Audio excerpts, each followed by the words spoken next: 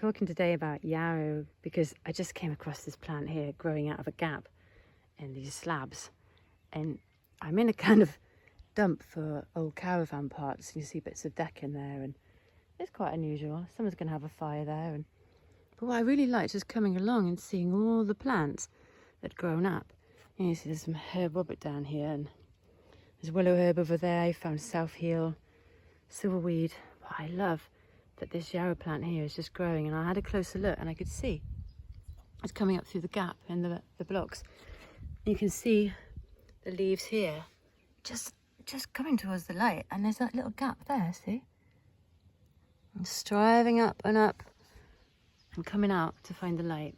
And that's what I like about yarrow, is this beautiful warrior striving for life strength. And I've been working with yarrow for quite some years now, and I use the leaves and I use the flowers. And the flowers, when they come out, would be a kind of cluster of white flowers. An umbel, which looks a bit like an umbel from the carrot family, but very different as well. Quite medicinal smelling and quite medicinal tasting. Yarrow is from the daisy family, and it has that dangerous about it, but also, like I say, this warrior strength.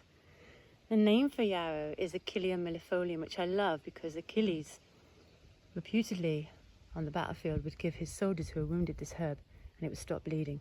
And it could stop bleeding quite well, even in bigger cuts. So if you're out and about and you get cut and you find yarrow, make a poultice from these leaves here, chew them up and put them onto that wound. You can also dry and powder up these leaves, and what they'll do is you can then use that and actually put it in for a nosebleed or even bleeding gums. It's incredible. It's also really good internally for helping to just balance bleeding out. So really good for women and balancing out monthly bleeding. It also helps to tone the blood vessels and just keep things moving really, really well. It's also incredibly good when you have a fever. So if you gather these leaves now and the flowers, I love that shadow, it's beautiful. If you gather them now and you dry them off for the winter, you can have the flowers, have the leaves in a tea, and that actually helps to spike a fever. If you have a cold or a cough, it helps sweat things out because the plant's diaphoretic. And you can combine the plant with mint or elder. It's quite tasty, I really like it. It's an incredibly good plant, good for your stomach.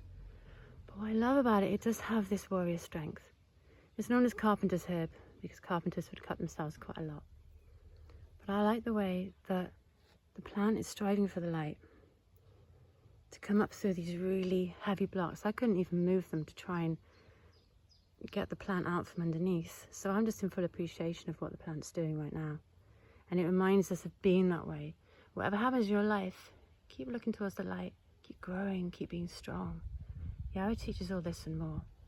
A beautiful healer, stemming the bleeding, sweating fever out, balancing things out inside. And we all need a bit of that. I'll see you again soon for more amazingly brilliant plants.